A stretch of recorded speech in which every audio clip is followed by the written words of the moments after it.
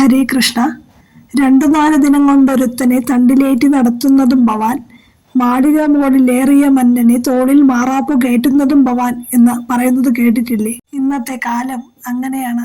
പണം പണം തന്നെയാണ് കാര്യം. എത്ര വലിയ ദുഷ്ടനാണെങ്കിലും അവന് പണം ഉണ്ടെങ്കിൽ അവന്റെ കൂടെ എല്ലാവരും ഉണ്ടാവും.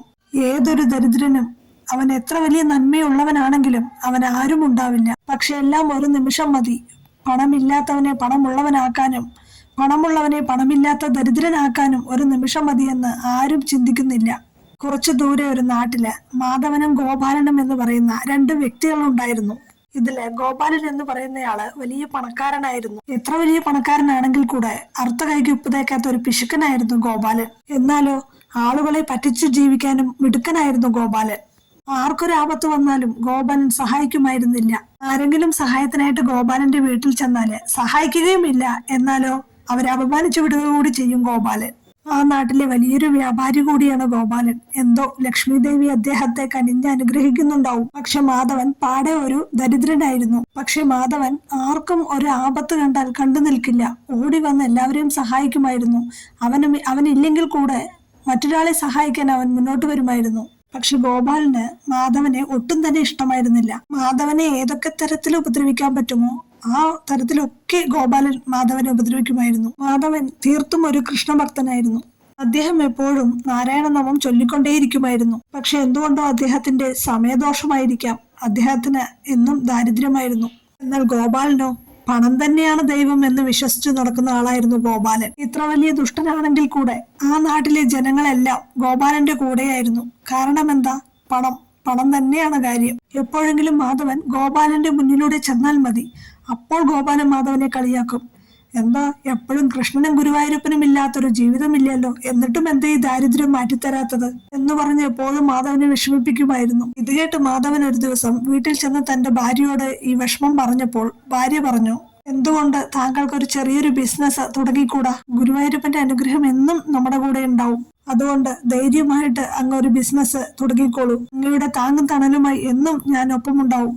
ഇത് കേട്ടതും അത് ശരിയാണല്ലോ എന്ന് മാധവനും തോന്നി. ഇങ്ങനെ എത്ര നാൾ മുന്നോട്ട് പോകും? ഇങ്ങനെ ജീവിതം തള്ളി നീക്കിയത് കൊണ്ട് യാതൊരു അർത്ഥവുമില്ല. എന്തെങ്കിലും ചെയ്തേ പറ്റൂ. അങ്ങനെ അവര് തുണിക്കച്ചവടം ചെയ്യാനായിട്ട് തീരുമാനിച്ചു. മാധവൻ ഭാര്യയുടെ താലിമാല പണയം വെച്ച് കുറച്ച് വസ്ത്രങ്ങൾ ഹോൾസെയിലായി എടുത്തുകൊണ്ടുവന്ന് പട്ടണത്തിൽ കൊണ്ട് വിൽക്കാൻ തീരുമാനിച്ചു. ഗുരുവായൂരപ്പന്റെ അനുഗ്രഹമാണോ മാധവന്റെ സമയദോഷം മാറിയതാണോ എന്നറിയില്ല. എന്തുകൊണ്ട് മാധവൻ കൊണ്ടുവന്ന തുണികളെല്ലാം വിറ്റുപോയി. ചിലവ് ചെയ്തതിന്റെ ഇരട്ടി പൈസ മാധവന് സമ്പാദിക്കാൻ സാധിച്ചു. അങ്ങനെ ഭാര്യയുടെ താലിമാല തിരിച്ചെടുത്ത് ബാക്കി പൈസ കൊണ്ട് ഹോൾസെയിലായി പിന്നെയും വസ്ത്രങ്ങൾ എടുത്തുകൊണ്ടുവന്ന് പട്ടണത്തിൽ കൊണ്ടുവന്ന് വിറ്റ് നല്ല രീതിയിൽ പണം സമ്പാദിക്കാനായിട്ട് മാധവന് സാധിച്ചു. അങ്ങനെ കുറച്ചു ദിവസങ്ങൾക്ക് ശേഷം മാധവന്റെ ബിസിനസ്സിന് നല്ല പുരോഗതി ഉണ്ടായി. ഒരു തുണിക്കടയുടെ മുതലാളിയായി മാറി മാധവൻ. മാധവന്റെ കുടിലിന്റെ സ്ഥാനത്ത് വലിയൊരു വീട് പണിയാനായിട്ട് മാധവന് സാധിച്ചു. അങ്ങനെ മാധവന്റെ സാമ്പത്തിക സ്ഥിതി മെച്ചപ്പെട്ടു തുടങ്ങി. അങ്ങനെ മാധവൻ പതുക്കെ വലിയൊരു കോടീശ്വരനായി മാറി. എന്നിരുന്നാലും മാധവൻ തന്റെ പഴയ സ്വഭാവം മറന്നില്ല. ആര് കഷ്ടത്തിലാണ് എന്ന് വന്ന് പറഞ്ഞാലും മാധവൻ അകമഴിഞ്ഞ് സഹായിക്കുമായിരുന്നു. എല്ലാവർക്കും തന്നെ കൊണ്ടാവുന്ന വിധം സഹായിച്ച് മാധവനും കുടുംബവും ജീവിച്ചു പോന്നു. ഇതേ സമയം നമ്മുടെ ഗോപാലന്റെ കഷ്ടകാലം തുടങ്ങിയത് പെട്ടെന്നായിരുന്നു. അദ്ദേഹം ഒരു വ്യാപാരിയാണെന്ന് പറഞ്ഞുവല്ലോ. അദ്ദേഹത്തിന്റെ വ്യാപാരത്തില് പല പ്രശ്നങ്ങളും നേരിടേണ്ടി വന്നു. അദ്ദേഹത്തിനെല്ലാം നഷ്ടത്തിലായി. സാമ്പത്തികമായിട്ട് അയാൾക്ക് നാശം സംഭവിച്ചു. പലരുടെ അടുത്തു നിന്നും അദ്ദേഹത്തിന് കടം വാങ്ങേണ്ട അവസ്ഥയായി. അങ്ങനെ കടങ്ങളൊന്നും തിരിച്ചു കൊടുക്കാൻ പറ്റാതെയായപ്പോൾ കടം കൊടുത്തവരെല്ലാം ഇദ്ദേഹത്തിന്റെ വീട്ടിൽ വന്ന് പ്രശ്നങ്ങൾ ഉണ്ടാക്കാൻ തുടങ്ങി. അങ്ങനെ അദ്ദേഹത്തിന് വീട് തന്നെ വിൽക്കേണ്ട ഒരു അവസ്ഥയായി. അങ്ങനെ അദ്ദേഹം വീട് വിറ്റ് കടങ്ങളെല്ലാം വീട്ടി. പക്ഷെ അദ്ദേഹവും കുടുംബവും തെരുവിലിറങ്ങേണ്ട ഒരു അവസ്ഥയായി. അങ്ങനെ ഗോപാലൻ ചിന്തിക്കുകയാണ്, ഇനി എങ്ങനെ ജീവിക്കും? ജീവിതം എങ്ങനെ മുന്നോട്ട് കൊണ്ടുപോകും? താനും കുടുംബവും എവിടെ അന്തി ഉറങ്ങും?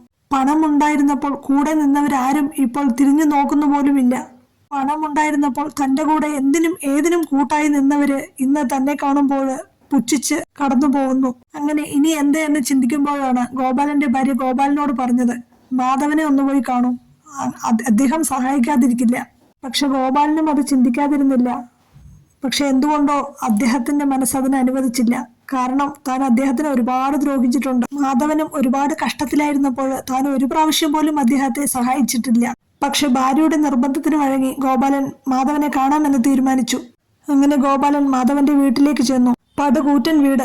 അങ്ങനെ ഗോപാലൻ ഗേറ്റ് തുറന്ന് ഉള്ളിലേക്ക് ചെന്നു. കോളിംഗ് ബെൽ അമർത്തി. അപ്പോൾ മാധവന്റെ ഭാര്യ പുറത്തേക്ക് വന്നു.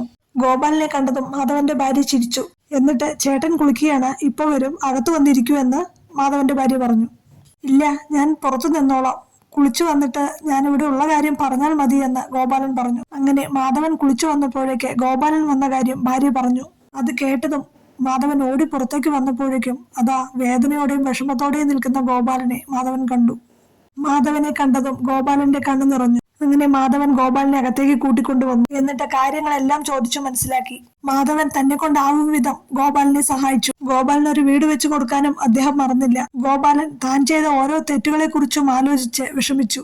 പണം തന്നെ അന്ധനാക്കി. പണത്തിനു മീതെ പരുന്തും പറക്കില്ല എന്നതുപോലെ താൻ ഒരുപാട് അഹങ്കരിച്ചു. പക്ഷെ എല്ലാത്തിനും ഒരു നിമിഷം മതിയെന്ന് താൻ അറിഞ്ഞില്ല. നാളെ എന്തു സംഭവിക്കുന്ന ആർക്കും പറയാനായിട്ട് കഴിയില്ല. പണമല്ല, മനുഷ്യത്വമാണ് വലുതെന്ന് അന്ന് ഗോപാലൻ മനസ്സിലാക്കി. ഗോപാലന്റെയും മാധവന്റെയും കഥയെപ്പോലെ തന്നെ നമ്മുടെ ഓരോരുത്തരുടെ ജീവിതത്തിലും നാളെ എന്താ സംഭവിക്കുക എന്ന് ആർക്കും പറയാനായിട്ട് കഴിയില്ല. നമ്മുടെ ഗുരുവായൂരപ്പൻ നമ്മുടെ ഓരോരുത്തരുടെ ജീവിതത്തിലും നാളെ എന്താണ് മാറ്റി വെച്ചിരിക്കുന്നതെന്ന് നമ്മൾക്ക് ആർക്കും ഊഹിക്കാൻ പോലും കഴിയില്ല. അതിനാൽ നമ്മൾ ഓരോരുത്തരും ഇന്നത്തെ ജീവിതത്തിൽ ഒരുപാട് അഹങ്കരിക്കുകയോ വേദനിക്കുകയോ ചെയ്യരുത്. നാളെ എന്തും സംഭവിക്കാം. ഗുരുവായൂരപ്പൻ വിചാരിച്ചാൽ നടക്കാത്തതായിട്ട് ഒന്നും ഈ ലോകത്തില്ല. എല്ലാവർക്കും ഗുരുവായൂരപ്പന്റെ അനുഗ്രഹം ഉണ്ടാവട്ടെ എന്ന് ആത്മാർത്ഥമായിട്ട് പ്രാർത്ഥിക്കുന്നു.